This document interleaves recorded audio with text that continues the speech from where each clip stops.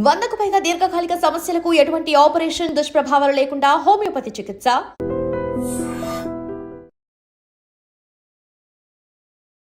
Welcome to iDream media. So జనరల్‌గా blood pressure, high BP ఇబ్బంది పెడుతూ ఉంటుంది. అయితే ఒక్కొక్కసారి ఒక్కొక్క టైంలో ఒక్కొక్కలాగా బీపీ లెవెల్స్ అనేవి కనిపిస్తూ ఉంటాయి.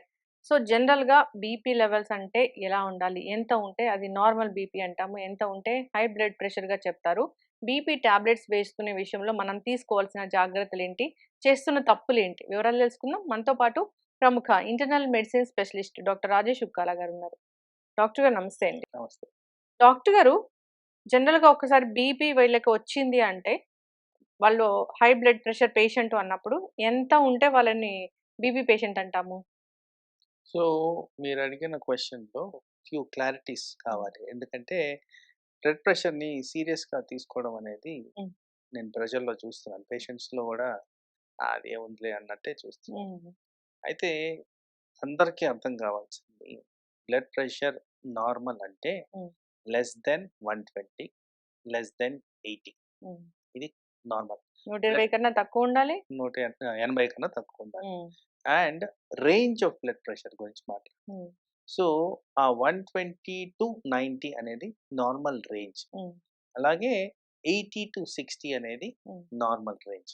ఈ మధ్యలో ఎంతున్నా గానీ ఇది నార్మల్ కిందే కన్సిడర్ చేస్తాం. హ్మ్. 90 అండ్ 60 బిలో ఉంటే హ్మ్. లో బ్లడ్ ప్రెషర్ కింద హ్మ్. కన్సిడర్ చేస్తాం. ఇది నార్మల్. ఓకే. తర్వాత బ్లడ్ ప్రెషర్ అనేది ఎవరినంటాము? హ్మ్. సో, బ్లడ్ ప్రెషర్‌లో ఉన్నదేంటంటే అది ఒక వేరియబుల్ కాంపోనెంట్. హ్మ్.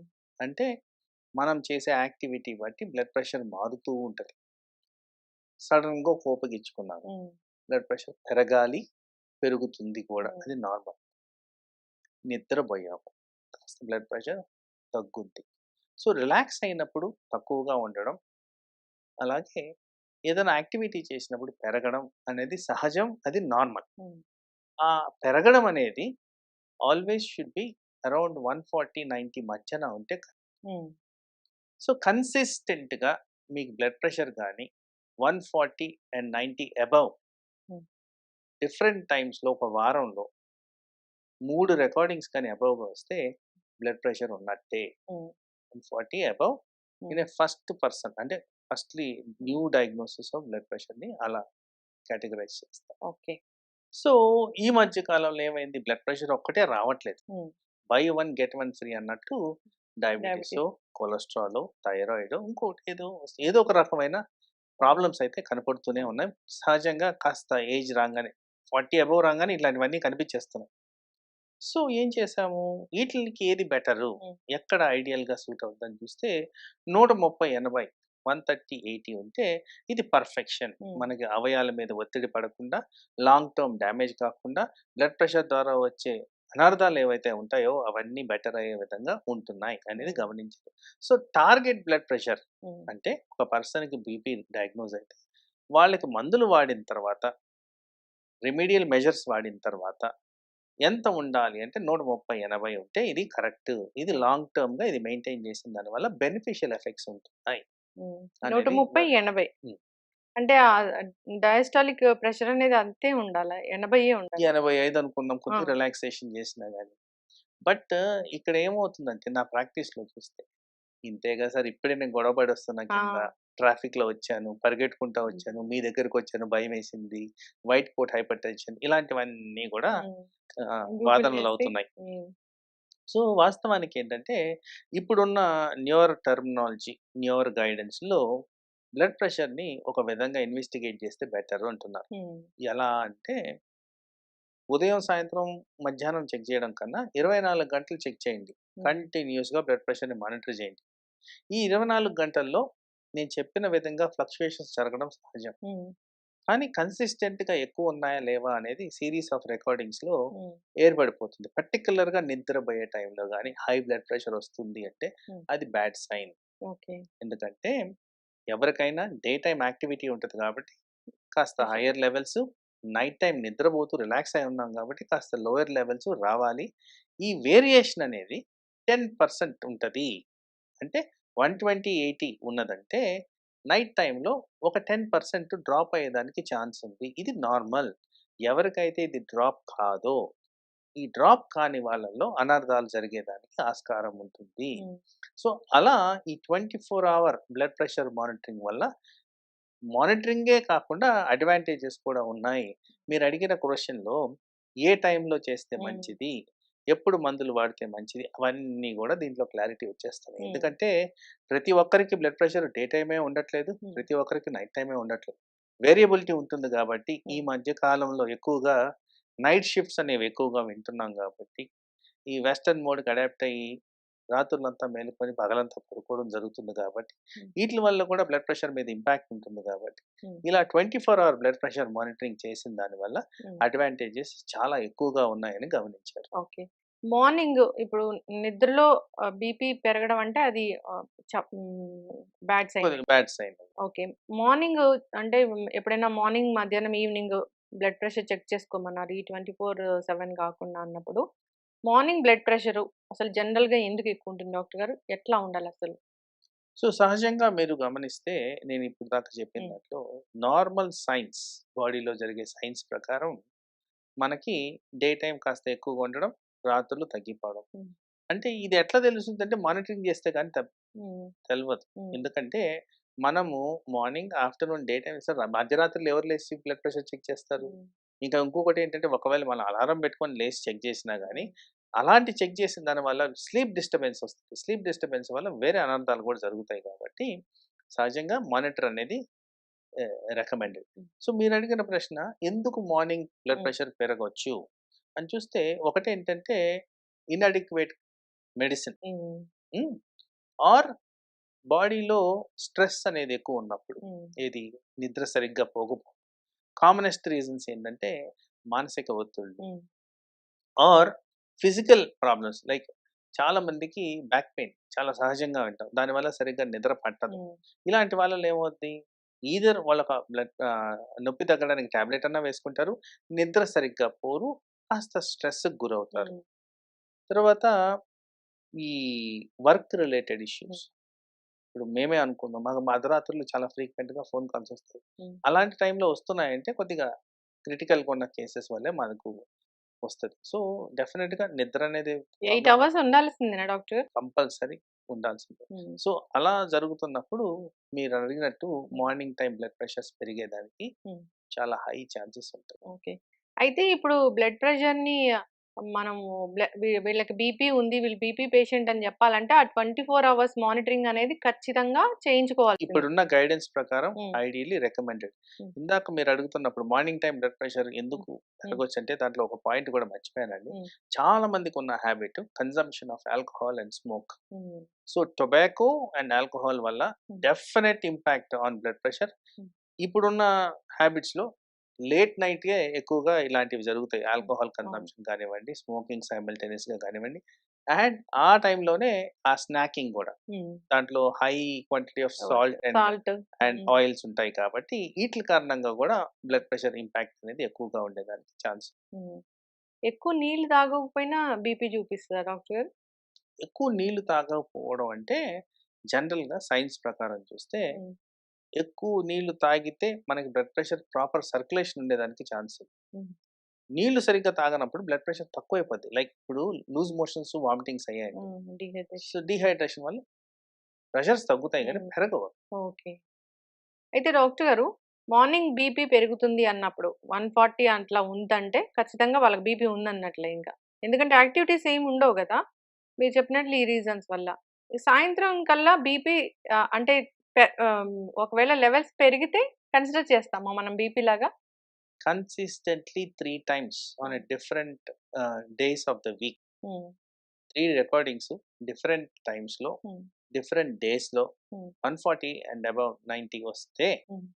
డెఫినిట్‌గా వాళ్ళకి బ్లడ్ ప్రెషర్ గురించి కన్సిడర్ చేయాలి. ఇది ప్రీవియస్ హ్మ్. ఇప్పుడు ఈ కంటిన్యూయస్ బ్లడ్ వచ్చింది. ప్రెషర్ మానిటరింగ్ పెట్టంగానే మనకు అర్థమైపోతుంది. హ్మ్. ఎక్కడెక్కడ రికార్డింగ్స్ హ్మ్. పెరుగుతున్నాయి, ఎన్ని రికార్డింగ్స్ పెరుగుతున్నాయి. హ్మ్. అవి చూడంగానే చెప్పేయొచ్చు వాళ్ళు. ఖచ్చితమైన రిజల్ట్ అనేది ఉంటుంది. యెస్. ఇప్పుడు వాళ్ళకి టాబ్లెట్ రాసారు. బీపీ టాబ్లెట్ మార్నింగ్ ఒకటి, ఈవినింగ్ ఒకటి అవసరం ఉంటుందా? ఒక టాబ్లెట్‌తో సరిపోయే మందులొచ్చాయా డాక్టర్ గారు? అయితే ఇప్పుడు ఇదివరకు ఉన్న కాన్సెప్ట్ ఎలా ఉండేదంటే ఒక టాబ్లెట్ హ్మ్. తీసుకొని, ఆ టాబ్లెట్‌ని డోస్ పెంచుకొని నెక్స్ట్ టాబ్లెట్‌కి వెళ్ళడం అనేది జరిగేది. ఇది సీక్వెన్షియల్ ఆఫ్ ఈవెంట్స్ జరిగేవి. ఇప్పుడు ఏంటంటే మల్టీ ప్రాంగ్ అటాక్ అంటున్నారు. అంటే అన్ని ఏరియాస్ నుంచి బ్లడ్ ప్రెషర్ని అటాక్ చేస్తూ కంట్రోల్ చేస్తే మంచిది.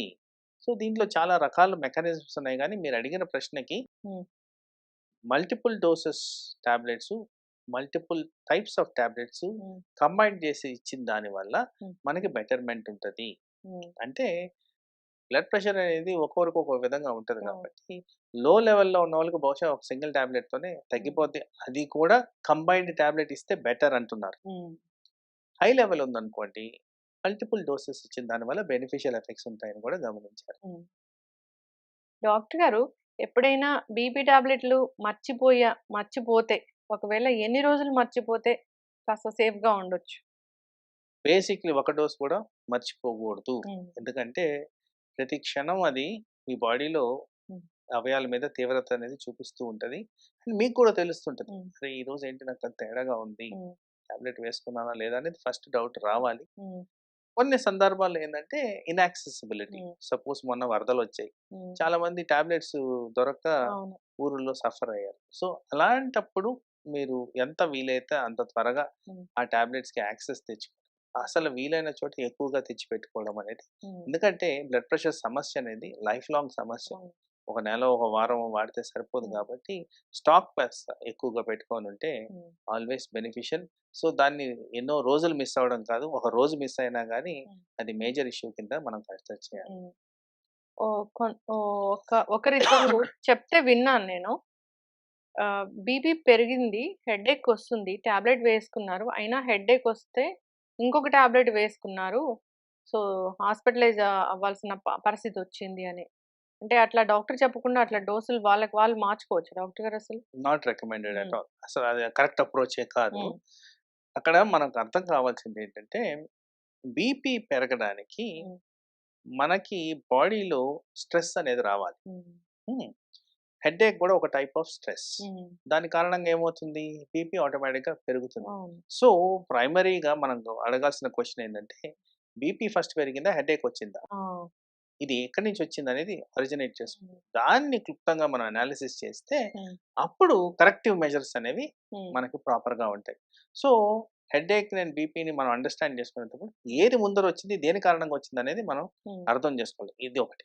రెండో పాయింట్, ఇంపార్టెంట్ పాయింట్, ఇది ప్రజల్లో నేను ఎక్కువగా పేషెంట్స్లో గమనించింది, హెడేక్ వచ్చింది కదా అని చెప్పి ఈ నొప్పుల టాబ్లెట్లు వేసుకుంటారు.